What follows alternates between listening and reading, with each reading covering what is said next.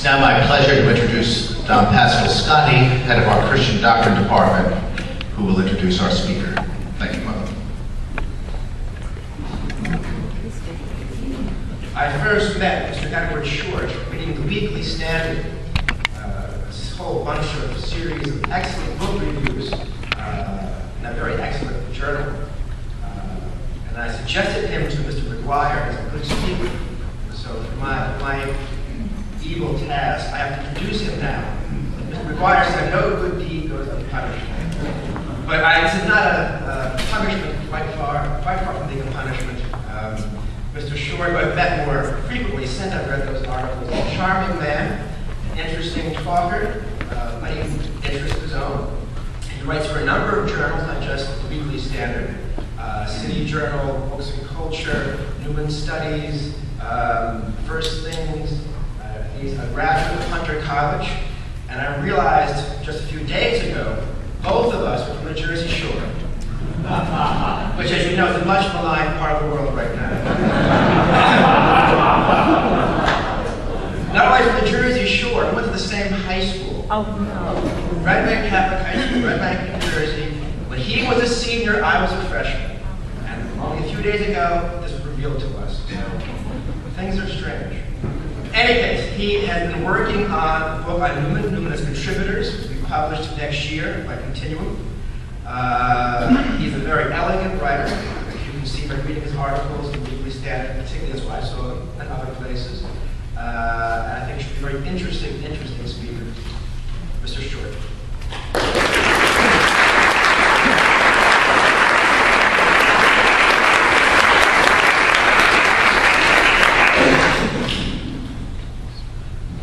Thank you, Father Precious. In 1843, when John Henry Newman was living at Littlemore, a religious retreat he set up outside Oxford, he had an unexpected visitor, Jacob Abbott, a Congregationalist minister from Maine, whom Newman had taken to task for a book of his called The Cornerstone. There, Newman detected the same tendency to deny the divinity of Christ that he saw in the work of such liberal broad churchmen as Thomas Arnold and R.D. Hampton. In Tract 73, Newman complained that Abbott's book savors unpleasantly of pantheism, treats the Almighty not as the great God, but as some vast physical and psychological phenomenon. And he saw Abbott's misapprehensions as redolent of a much larger problem, a problem that is with us still. That is a widely, though irregularly spread school of doctrine, Newman wrote, within and without the church, that aims at and professes peculiar piety. I do not hesitate to assert that this doctrine is based upon error, that it is really a specious form of trusting man rather than God, that it is in its nature rationalistic, and that it tends to Socinianism. Socinianism is a rather unusual word, but it simply means Unitarianism, which, as I shall show, Newman regarded as the besetting sin of American and indeed British religion. To tell the truth, he wrote, one special enemy to which the American church, as well as our own, lies open is the influence of a refined and covert Socinianism. Still, if Abbott's views were mistaken, the man himself was engaging. Before they parted, Newman noted, we talked on various matters for an hour or so, and when he rose to go, I offered him my Church of the Fathers, in which he made me put my name. I showed him on his way, accompanying him in the twilight through the village and across Mr. Allen's field into the road, and we parted with a good deal of warm feeling. He is a Congregationalist minister, not much above 30, I should think, with somewhat of the New England twang. Very quiet in manner and unaffected. How dreadful it is that the sheep of Christ are scattered to and fro. This Anglo-American encounter shows how both countries, however dissimilar, were alike in their susceptibility to precisely that denial of the divinity of Christ which Newman recognized even as early as the 1830s, was readying what he would later call the plague of unbelief. It also shows the personal interest that Newman took in Americans, which by and large, Americans reciprocated. The scope of my topic is immense, so I shall limit myself to a few themes. I shall compare the reception Tractarianism met with in England and America to show how it deepened Newman's understanding of that temper of Socinianism from which both countries suffered.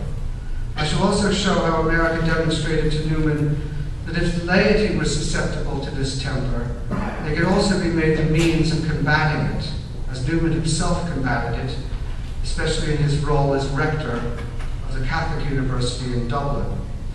Since Newman intended this center of Catholic learning, this Oxford on the Liffey, to benefit not only Ireland and England, but the United States, it is fitting that he first encountered examples of vibrant Catholic education in his study of a land otherwise rife with sectarianism. Accordingly, I shall show how Newman's idea of Catholic education, far from being narrow, exaggerated, and sterile, as the historian and former warden of Merton, J.M. Roberts, contended, was profoundly creative. For many of America's Catholic colleges, as we all know, have gone gravely astray. And lastly, I shall endeavor to show how the personal interest Newman took in America and Americans embodied his hopes for the future of Catholicism. America always appealed to Newman's sense of awe. One suspects that he would have had no difficulty entering into that memorable passage in The Great Gatsby, where Nick Carraway imagines how, for a transitory, enchanted moment, man must have held his breath in the presence of this continent, compelled into an aesthetic contemplation he neither understood nor desired, face to face for the last time in history with something commensurate to his capacity for wonder. In one of his sermons, Newman describes the 16th century society which produced his patron saint, the Florentine Philip Neri, as one in which America became known to Europe, and the extent of the earth was doubled. The public mind was agitated by 1,000 fancies. No one knew what was coming.